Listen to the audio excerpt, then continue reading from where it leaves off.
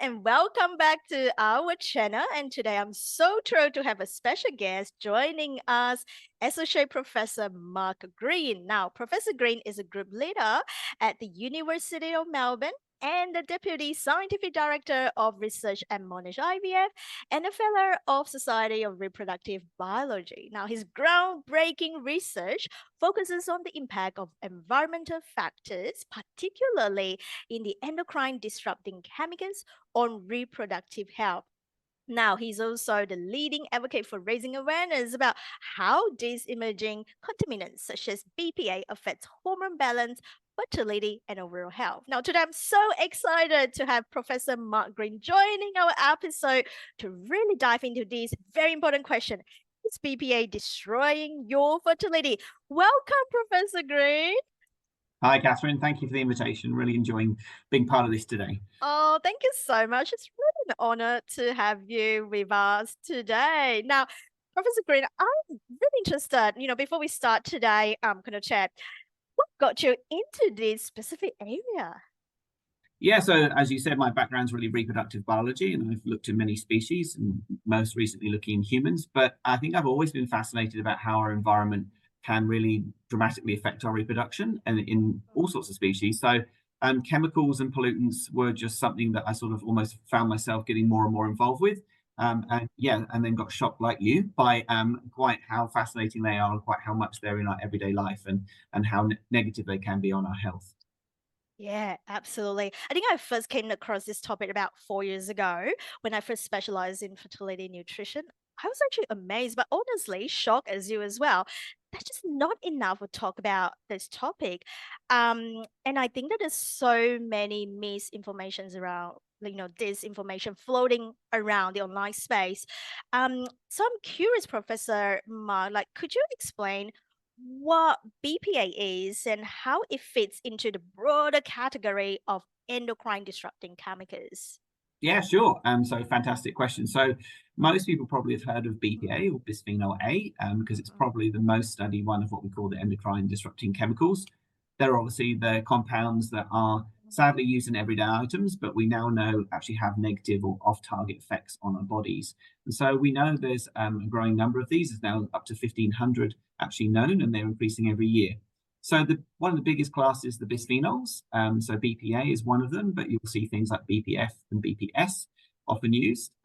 So they're ones that really interfere, predominantly working through our estrogen pathway. So they often bind to the estrogen receptor. So they have sort of actions a bit like female hormones. And then there are other classes that you'll see, such as parabens, which ones that we see often in personal care items, so shampoos and conditioners and makeup. Again, bit like bisphenols, they're working through estrogen pathways. And then we have ones like phthalates, people often heard about, and they're obviously ones that make plastic durable and soft plastics. They work both estrogen and anti-androgen.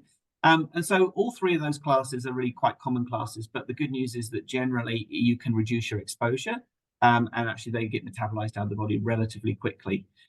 Contra to that, there are obviously the big ones such as the persistent organic pollutants. And so most people, if they've seen sort of the films like Erin Brockovich, for example, they'll know about pesticides and herbicides and pyrethroids. So often those used in agricultural practices or even bug spray in your home. All of those ones are well known. And sadly, there are thousands of those kind of chemicals in each of those small classes. And most of those can have a variety of effects. So but they actually build up into your body, so they don't actually get metabolized as easily as some of the others.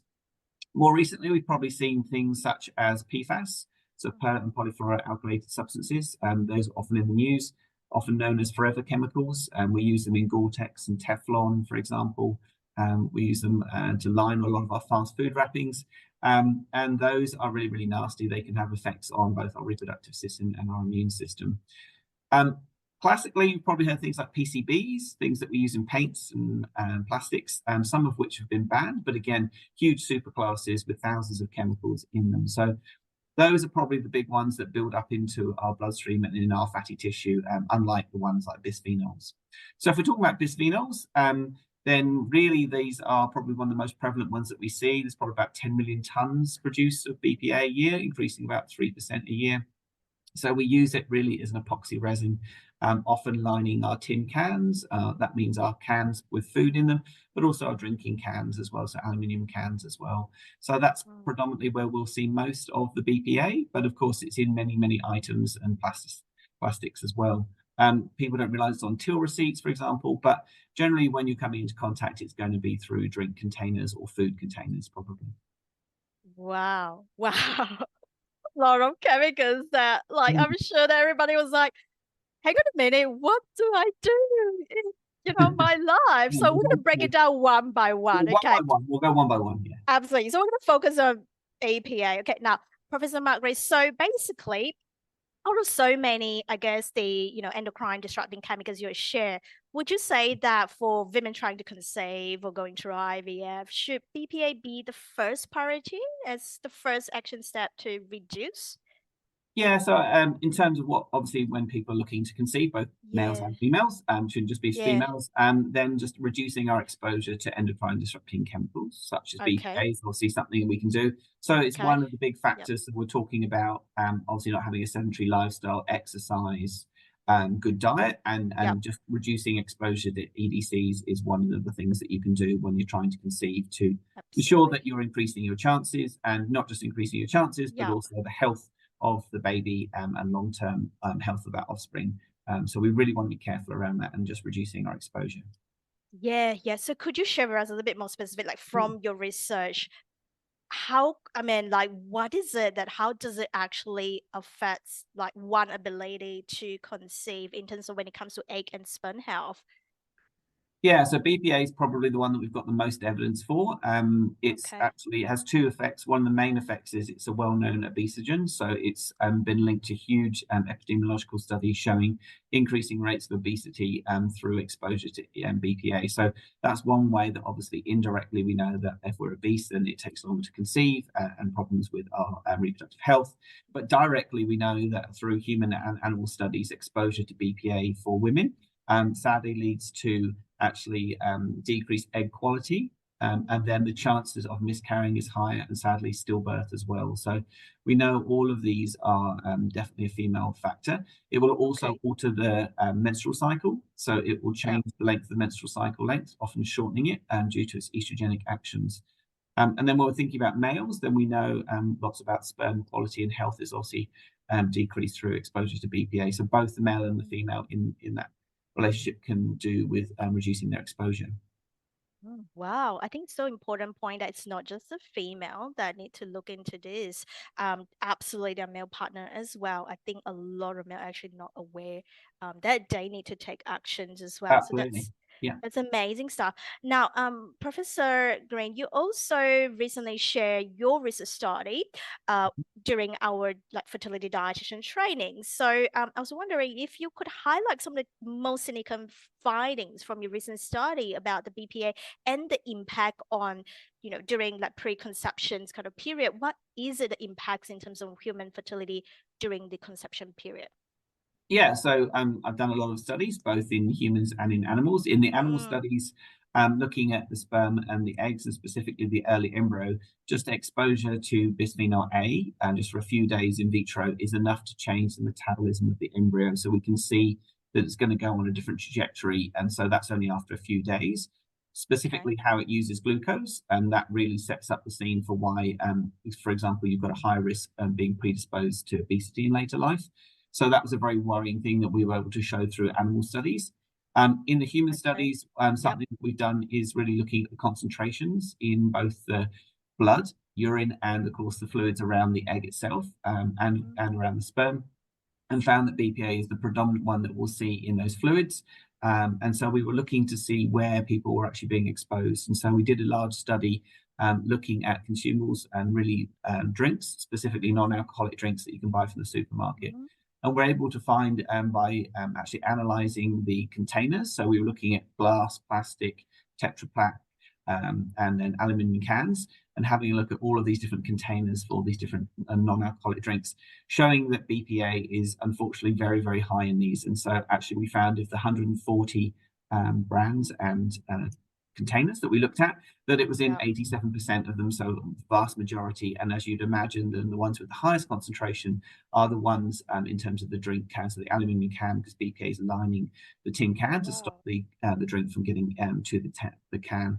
So what that's telling us is Yeah. really that it makes a big difference in terms of if you're going to have a non-alcoholic drink, even a soft drink, and Yeah. you're in the supermarket, just choosing a different container to buy that in can make a big difference in terms of the amount of BPA that you're actually ingesting. And those levels now are well above what we see as being deemed safe in many countries. So Yeah. it's quite worrying, even from just the drinks, which we know is about 25% of all foodstuffs consumed here in Australia. Yeah, I think that's really, really come to my surprise as well, Professor Green, because when I did my research for like the program that I teach, Mastering AHEL, we do also add on this module to talk about different ways to reducing exposure to BPA and other chemicals. I have noticed that different countries seem to have different regulations about the BPA Yeah, correct. threshold level. Now, interestingly enough, I actually learned that Australia has much more higher threshold, which is mean that people could potentially expose to much higher BPA than we thought. So, do you think that something needs to change in terms of this space, like in terms of regulating BPA better? Absolutely. So I think you couldn't agree more. So EDCs, or endocrine disrupting chemicals, often have different regulations in different countries. Some countries Mm, have no regulations, others have minimal ones. In yeah. most countries, though, the majority of EDCs aren't actually regulated. BPA is unusual because Wow. it's used so highly that it does have some Yeah. so-called safe limits, and those are changing over time. So classically, as you point out, in Australia and in the USA, it's thought to be reasonably high. But in April 2023, the European Union actually dropped that by 250,000 fold. So it's now that Wow. the daily intake is much, much lower based on evidence from a number of animal studies and human studies showing quite how dangerous BPA is. So we're Yeah. seeing that we're moving towards trying to reduce it in some countries, but sadly, USA and Australia are still lagging behind in terms of what Wow. we see as safe. And it also Okay. can be a little bit more specific than that in the Mm, sense that countries don't just ban it, sometimes they just pick individual items. So a good example are baby bottles. So in yeah. 2011, for example, Yeah. BPA was banned here in Australia in baby bottles, and in 2012 in the USA. And Yeah. now currently in Australia is just on a voluntary phase out from Yeah. other products. So uniquely, it means that BPA alone is being Mm, banned from baby bottles, but not other highly related chemicals such as BPF and BPS. So what manufacturers did was classically they've replaced the BPA with BPF and BPS, and unfortunately, that's what we're seeing now, that they're having just as bad an effect. So it's why it's really, really important not just to regulate a single chemical, but to try and regulate the whole class of mm, chemicals. And we're seeing that, starting to see that in the European Union and the United States with PFAS, which are those per and polyfluoroalkylated substances. So there are over 4,000 of those in the class, and to stop the fact that we can just substitute those in quickly, then the whole class is now being looked at to be more tightly regulated. And the hope, of course, would be that bisphenol A would be one where we would look at all the bisphenols to try and remove it and find some other substitute that doesn't have the negative effects on human health and fertility. mm, mm. 'Cause that was one of the questions I often get Mm. asked when company take out manufacturer take out BPA, it doesn't mainly replace with other stuff. They're not good in our health. I think that you make the point that ideally is we really want to just remove all the plastic um, products, the one that known to have BPA, BPF, and BPS as well. Mhm. That will be the ideal situations, isn't it, Professor? Yeah, and so I think Yeah. you'll see BPA free on many Mm, products, and mm, hopefully most companies are true to their word and they're trying to remove all bisphenols, mm. but sadly that isn't always the The case, case, yeah. depending on the manufacturer and the brand. And really, because that chemical is obviously very efficient at what it does, and without legislation and regulation, then the company's unlikely to remove Yeah. it, another one, because it's cost effective in what it does, and it costs a lot of money, obviously, in industrial manufacturing to replace chemicals. So we need to encourage companies, unfortunately, to do that. But it would be good if we're a bit more proactive in the government space to try and regulate whole classes of chemicals. Yeah, absolutely. Now, talking about, in terms of some action step, Mm. Professor Grain, is there any simple, practical step that you would encourage people to start doing in their daily life to help to minimize the exposure to BPA? Absolutely. So, one of the things that people get very overwhelmed with this area, so they think it's Yes. like global warming, like, oh, well, it's too big, it's too big. How do I do it? What do I do? But the good news is there's lots of easy things that we can do in our daily life to reduce our exposure. So we're never going to remove exposure to these because they're absolutely everywhere, but we can absolutely dramatically reduce exposure. And that's really important, of course, for couples looking to conceive, to try and improve their chances, especially for men. Obviously, it takes 3 months for those sperm to obviously be made. So we need to make sure it's not just the night before that they think of trying to put some of these in place. And obviously couples are cohabiting. So some of their lifestyle and their habits around uses of plastics, for example, in the kitchen, they're the ones that we need to be doing as a household rather than an individual. And so easy things, of course, first thing is never, ever heat plastics in the microwave. So never put those containers in the microwave to reheat, even if they're sort of takeaway containers and you've gone back and maybe the next day you want to do it, just put it on a glass dish or on a plate and just heat it in the microwave. Equally, never pour hot food into plastic. So many people do lots of batch cooking, which is great, but they don't wait until it's cool, until they'll pour hot soup, for example, into containers to put into the freezer, or they'll put that lasagna into containers. So wait till your food's cold so it doesn't interact with those BPA, because BPA is actually on the surface of those plastic containers. And what's actually happening is as soon as it's heated up, BPA absolutely loves fatty food. So if you think about that sort of lasagna, you put it in the microwave, you've heated it up, and you can never get that orange ring off. And that's because, of course, the plastic is actually bound to the food and you're actually ingesting the plastic. So a classic mistake I think people see is that they say, oh, it's microwavable safe plastic. Well, yes, the plastic's not going to melt, but it doesn't mean that it's not leaching these chemicals. So where possible, always avoid all chemicals or all plastics in the microwave, and just use a glass or a bowl or china and put something in there. So easy. That's a really, really easy thing to do. Another one would be to just not buy a lot of pre-packaged foods. So we know that obviously BPA is on tin cans, for example. So not buying lots of pre-processed foods in packaging, such as plastic packaging, and specifically in cans, and try and make things from fresh. That will help reduce. And there's lots of studies showing people that had a high diet of, for example, soups and tin can products, their BPA went through the roof. And as soon as they remove them, it dramatically drops within a couple of days. So it's really easy just to remove and change your dietary habits, change the way that you're heating your products as well. And they're two of probably the biggest ones that we can do in terms of reducing our exposure. Yeah. What about like water bottle? Because that's something that water bottles. Oh yeah, that's number 3. So water bottles is definitely up there. So a lot of people know that the sort of soft plastic squeezy water bottles, obviously they're made predominantly with BPA. And so when you're leaving them in a hot space, such as a car, then obviously you go to drink them, and then what you're getting is actually a nice gulp of BPA and water. So when possible, don't use those soft plastic squeezy water bottles, especially for children as well, obviously, because they're very, very exposed to BPA through plastics. So try and use those sort of hard plastic water bottles. Obviously, ideal would be the glass ones, but they're not always very practical. But yeah, definitely get away from the super squeezy ones. But even if you've got to use one, then the hard plastic ones are slightly better, or the tin ones are better as well. So they help a little bit. But yes, just try not to leave those bottles in hot spaces, and then consuming the contents is very bad. Oh, these tips are so good and practical. I love it. And I guess then lastly, is there any specific tests that people can assess to kind of measure the before and after at consumer level? One that I guess clinicians would, or GPs, if you went to a GP, would ask for, and it's not one that they can do on a blood test, but there are commercial companies where you can go and take a blood sample, and they'll actually analyze all the EDCs, including BPA, in your blood or in your urine. Just to give you a good measure of that. But really, the best way is probably just to put those lifestyle factors into play rather than trying to worry about what your absolute level is, because it's better to just remove it to start with, or reduce it as much as possible. So probably don't focus too much. But yes, if you want to, absolutely, you can go to some of the commercial companies that will analyze you for EDCs. But again, not cheap. They do give you an indication around those.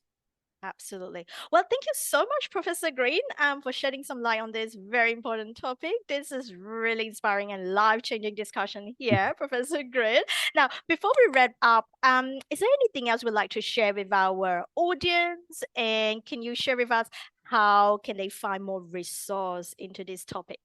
Yeah, I think the first main point is really that while we're talking specifically about couple and fertility, and that's my background, BPA is one of the compounds that we know actually it doesn't matter if you've had kids or not, it's really bad for your health. It's going to make you obese. It changes your cardiac function. So a lot of these endocrine disrupting chemicals, even if you have had children, are really important to reduce your exposure. And so they can have transgenerational or multi-generational effects as well. So we really need to be careful if you are thinking about conceiving. It's not just that you will not conceive.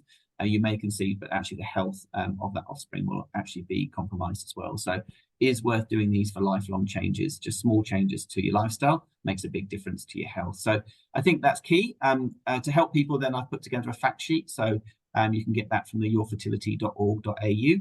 And there's lots of other resources that I can provide to you and probably go along with this, so people can click on some really, really good websites with lots and lots of information all ready to read and update and get emails from if you're interested to learn more. Yeah, and I'll surely attach all the links down the description box. And once again, thank you so much for your time and expertise, Professor Green. And thank you for all of you guys here watching our today's episode. As usual, if you like our conversation, please make sure you press like and subscribe and share it with someone else who might benefit from this episode. Until then, take care and bye for now.